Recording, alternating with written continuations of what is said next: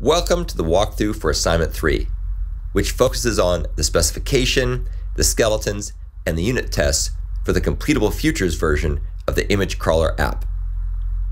The purpose of this assignment is to deepen your experience using Java's functional programming features and their integration with Java's Completable Futures framework.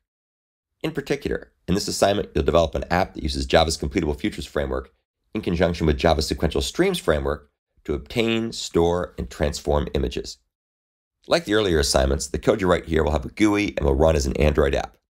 Please use this GUI along with the unit tests outlined below to help test and debug your solution. The following resources may be helpful in completing this assignment. Detailed overviews of Java's Completable Futures framework are available in videos from one of my YouTube playlists. Good overviews of Java's Completable Futures framework appear here and here. I highly recommend you get the book Modern Java in Action to learn more about Java's Completable Futures framework. Naturally, we'll cover all this material in class, which will be available in my YouTube CS253 playlist here. The Image Crawler app is packaged as a project using the latest version of Android Studio. This app is written in both Kotlin and Java and demonstrates many Android capabilities. For the purposes of Assignment 3, however, you only need to be aware of the following directories: Image Crawler crawlers, which contains the skeletons you need to fill in, as described below; Image Crawler source test, which contains a set of unit tests that exercise the features you're implementing and are used to evaluate whether you've correctly satisfied this assignment's requirements; and App Source Android Test Java Assignment Test, which contains an Android Studio instrumentation test that runs your app automatically. To compile this code, you need to use the provided Android Studio project. You can run this project by clicking the green Run App button in the Android Studio IDE, which should automatically select an Android emulator to run, assuming you have one created. The application's minimum API is 29, so you'll need to select an emulator that uses API greater than or equal to 29. If you don't already have one created, you can create it by clicking on the AVD Manager button in the Android Studio IDE. In this assignment, you'll complete the implementation of an image crawler class in the Completable Future crawler.java file that obtains, transforms, and stores images. This class uses the Java Completable Futures framework to perform an image crawl asynchronously, starting from a root URI. Depending on the parameters used to run the test, images from the HTML page reachable from the root URI are either downloaded from a remote web server or read from the local file system, and the results are stored in files. The bulk of the code for the app is provided in the skeletons. In fact, a complete solution using Java 7 features is provided in the sequential loops crawler.java file. You'll therefore convert this Java 7-based class to the Completable Future crawler class that uses Java Completable Futures. Your solution should use no loops or no unnecessary conditional statements in this assignment, and instead use Java's Completable Futures methods and Java sequential streams. Skeleton code for this assignment is available here in my GitHub repository. Now that you've set up your GitLab account, you can pull this skeleton code into your repository, read it carefully, and complete the to-do markers. Unit tests in the image crawler source test folder are provided to increase our and your confidence that your implementation is working as expected. As usual, testing only demonstrates the presence of bugs, not their absence, so don't rely solely on these unit tests to detect problems in your code. Assignment 3 is more complicated than the previous assignments. In particular, the asynchronous nature of Java's Completable Futures framework may take some time to get accustomed to, so please start the assignment soon and ask questions in class, office hours, and on the Piazza discussion forum. As usual, the app, image crawler skeletons, and unit tests are extensive, though you don't need to understand them all to complete your solution. Now that we've walked through the specification for Assignment 3, let's take a look at the skeletons. First of all, make sure you copy your solutions for array collector, array splitterator, synchronized array, and unsynchronized array from the utils directory in previous assignments into your current assignment. Likewise, also please make sure you copy sequential stream crawler, parallel streams crawler 2, and parallel streams crawler 1 from your previous assignments as well. There are two reasons to do this. First, it'll allow us to be able to do nice apples-to-apples comparisons of the performance of the various implementation strategies for parallel processing. And number two, it'll also make sure that we can avail our new cool unit tests to make sure that your older solutions work relative to the new tests we've put in that do a more thorough job of finding problems. So let's go ahead and take a look at Completable Futures Crawler, because that's the new skeleton you'll have to implement. The Completable Futures Crawler is an implementation strategy that uses Java's functional programming features, Java's Completable Futures framework, and Java Sequential Streams framework to perform an image crawl asynchronously starting from a root URI. Images from the HTML page reachable from this root URI are downloaded from a remote web server or from the local file system, and the results are stored in files that can be displayed to the user. As always, there's a number of to-do tags you have to fill in. The first one shown here defines a field called M0, and you have to complete this by replacing the null with the appropriate implementation that'll make a completed future with the value 0. And we use this to make some of the code later a little more concise. The next method to implement is the perform crawl method. And this is really the main entry point into this class, and it performs the web crawl. And as you can see here, it takes a page URI and a depth, and this will perform the crawl asynchronously, wait until all the processing that's been started asynchronously is completed, and it'll return the result, which is the count of the number of images that have been downloaded and stored. This is the only method in the entire class that should call the join method on completable future. Nothing else should call join. Everything else should use completion stage methods and collectors and other types of things. Let's go ahead and take a look at the perform crawl async method, which is a method that is called by perform crawl. So this is a method that will asynchronously perform a web crawl by using Java's Completable Futures framework to download and store images on this page, and then also crawl other hyperlinks accessible via this page. So again, you can see it has some code that's already provided for you. It checks to see if we've reached the depth limit of the web crawling, and if so, we return M0, which is that field we talked about earlier that gives the value of 0 in completable future form. It also automatically checks and atomically checks to see if we've already visited this particular page URI. If we have, we just return M0 because we don't want to visit the same page more than once, which could happen if you have recursive links in or self-referential links in an HTML page and the various pages reachable from that HTML page. If we haven't seen this URI before, however, then we're going to go ahead and atomically add it to the cache so we don't try to revisit it again unnecessarily. And this uses the putIfAbsent method on the mUnique URIs field. And mUnique URIs is a concurrent hash set, which is a cool implementation artifact I've developed. Finally, if we have not exceeded the depth, and this is the first time we've seen a page URI, then we're going to go ahead and invoke the perform crawl helper method. And what this does is this will asynchronously perform the web crawl by using several local completable future objects, which I'll show you below, in order to download and store images on this page and crawl other hyperlinks accessible via this page. So this particular helper method, as you can see, is something I provide the implementation for, and there are basically 4 pieces to this method. The first piece is going to call a helper method. Really, it's a factory method called getPageAsync. And we'll talk more about getPageAsync because you have to implement getPageAsync. But basically what getPageAsync is going to do is it's going to initiate the downloading of the content at the page URI, and it'll return a completable future to that. The completable future will come right back, but the downloading will take place in the background in the common fork join pool. Now, there's then going to be basically a forking occurring here in the control flow where both of the next operations are going to run in parallel. So the call to get images on page async and the call to crawl hyperlinks on page async will proceed in parallel. And they, of course, won't actually do anything useful until the page future completes. So in other words, once the page has been downloaded successfully, then these 2 methods can go ahead and do their thing. And they will run concurrently. And of course, they're going to run concurrently in the common fork join thread pool after the HTML page download completes, which will be running asynchronously in the background. So here's the get images on page async call. This will get a completable future to the number of images in this HTML page, which of course will be downloaded and stored asynchronously as a result of calling this call. And this call also returns a completable future, which we call images on page future, which is a future which will contain ultimately the count of the number of images that were downloaded and stored successfully.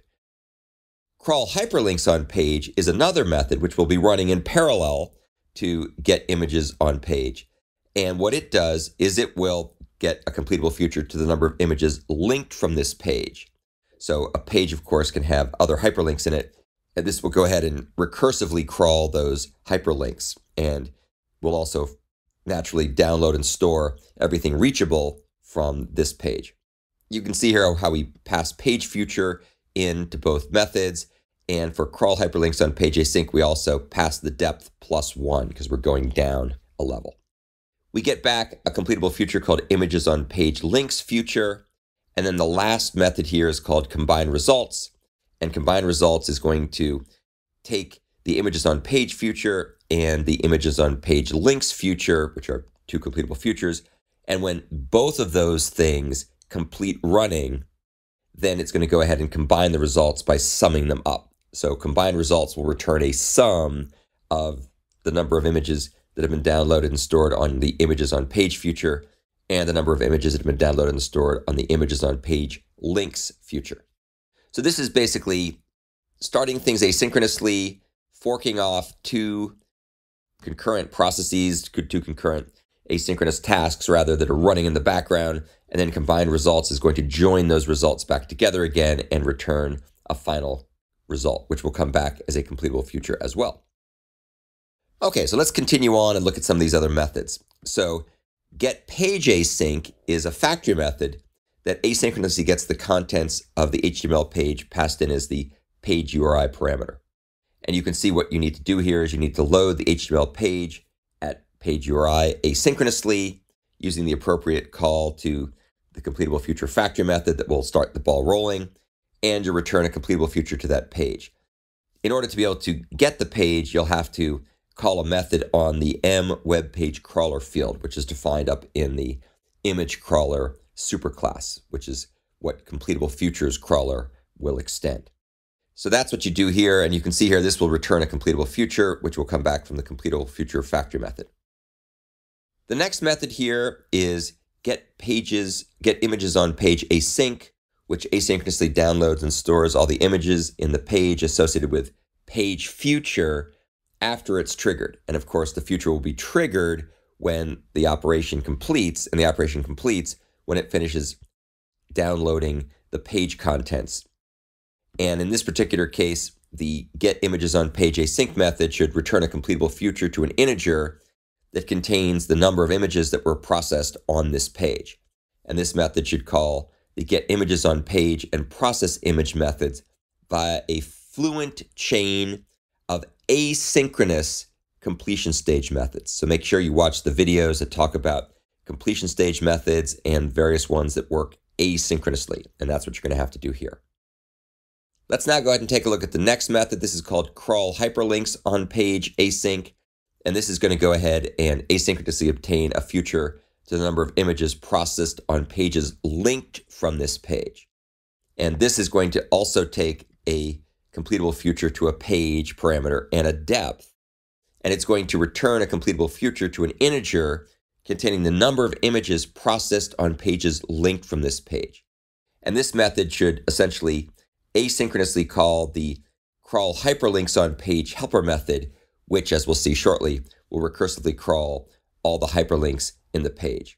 So notice how this returns a completable future, and this is going to then be triggered off of the page future, which is going to be triggered when the page has been downloaded asynchronously, when the asynchronous operation is completed. So you'll have to figure out how to crawl hyperlinks on page in an asynchronous way. So I'll let you kind of puzzle that out. The next method here is the one called combine results, which combines the results of two completable future parameters. So you can see here it takes two parameters, images on page future and images on page links future, which are a pair of completable futures. And what it does is it returns a completable future that synchronously combines and sums the results of the two completable future parameters after they complete asynchronously. So you'll need to go back and watch the videos that talk about completion stage methods, and you'll see that there's some methods that will run when both of the parameters have finished. And so, or both futures have triggered. So you'll have to go ahead and see how to use that. It's a very cool little call, but make sure you use the synchronous version of that because the operation here is just to sum things together, and that's a very fast operation. The next method here is arguably one of the more complicated methods in this entire strategy. This is the crawl hyperlinks on page method. And what it will do is it will recursively crawl through all the hyperlinks reachable from a given page. So by the time this method gets called, the page has completed downloading. And so we're passing the page in. We're not passing in a completable future to the page. We're passing in the page, and we're passing in the depth. And this method's implementation will return a completable future to an integer that counts the number of hyperlinks that are accessible from the page that's passed in as a parameter. And the implementation of this method should consist of a Java sequential stream that has a bunch of aggregate operations like map, collect, reduce, and so on, as well as completable future methods such as futures collector stream dot to future and then apply, and other methods such as get page elements as strings and perform crawl async. And actually, there may be a need for nested streams. So don't be surprised if you come up with a way where you've got streams within streams. So it's a complicated method, but it's really cool, and it demonstrates the use of asynchrony and recursion in the same program. The next method we're going to look at is called process images, and it will download, store, and transform the images that are provided or accessed via an array of URLs. So you can see here that you give it an array of URLs, and what it's going to do is process images is going to return a completable future containing a count of the number of images that were downloaded, stored, and transformed from this array of URLs that are passed in as a parameter. And the internal implementation here should, again, have a Java sequential stream that uses aggregate operations like map, collect, flat map, count, and so on. Completable future methods such as futures collector stream dot to future and then apply, and also various other methods defined either later or in other parts of this program, such as download and store image async and transform image async. And once again, don't be surprised if you need to do some nested streams here. So there'll be a kind of a guiding sequential stream, but there may be some need for nesting things depending on how you do the implementation. I don't want to totally over-constrain the implementation, but the unit test will carefully check to make sure you're doing it right. The final method here is transform image async, which will process the image future by applying all the transforms to it after the future is triggered once the download completes. So once an image that has been downloaded asynchronously completes downloading, then the image future that's passed in to transform image async can be used. And what this method does is it returns a completable future to an array of images that indicate success or failure of the images processed by applying the transformations in the mTransforms field. And so it actually comes back not to an array, it comes back as a stream of images. And this method should contain completable future methods such as then compose and futures collector stream dot to future, stream aggregate operations such as filter, map, and collect, as well as other methods such as create new cache item and apply transform async. So it's going to take a little thinking to figure out how to do all these things. I recommend you carefully watch the various videos that we're giving out, talking about the different types of methods that are available in the Completable Futures framework. Things, of course, like the factory methods, things like the completion stage methods, and the arbitrary arity methods, which are all encapsulated by something that's called the futures collector stream. And this is a really cool custom collector that converts a stream of completable future objects into a single completable future that's triggered when all the futures in the stream complete. And we're going to talk a lot about this in class. The real exciting method here is the one that's the finisher. So at long last, you'll actually get to see a really interesting finisher. And this finisher is going to use an arbitrary arity method called all of to do some really cool magic stuff. And you're going to use this method in your implementation for some of the different methods you have to write for completable futures crawler.java. And so you'll see anytime you see futures collector stream.toFuture, that's actually this factor method here that's going to make a new instance of futures collector stream. So I provide you with futures collector stream, so you don't actually have to implement it. But it's a very, very, very cool little helper class that you'll learn to know and love as you do this assignment. So that's basically the walkthrough of the skeleton. As you can see, it's a lot more complicated than the parallel streams version. It's also usually faster than parallel streams. You'd hope with all that extra complexity you get some bang for your effort buck, and often you do. So please start early and make sure you ask questions if you have any issues. So now that we've walked through the assignment specification and the skeletons, it's time to go ahead and run the unit tests. So as always, we come over here and we run all tests, and that will start things building. As you'll see here, when we take a look at what we've got, there's quite a number of tests that we're running now. You can see that we have over 140 tests altogether. And so these are all compiling. Some of the tests are specific for the completable futures crawler. We have a bunch of those tests. You can see they exercise all the different methods here.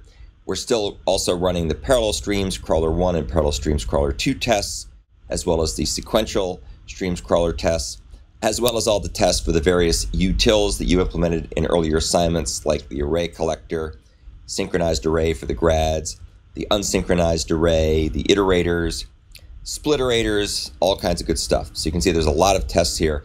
As always, we keep adding new tests as we find frequently made mistakes that can be automatically checked through mocking, black box testing, white box testing, and so on.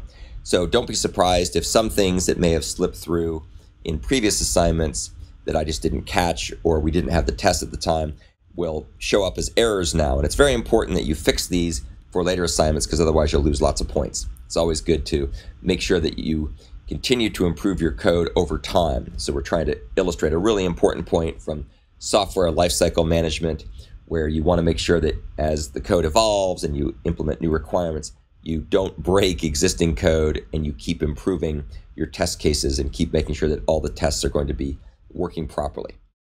So that's the overview of the program. Please, again, start early, ask questions on Piazza, come to class, ask questions in class, come to office hours, and hopefully you'll have a good experience with this assignment.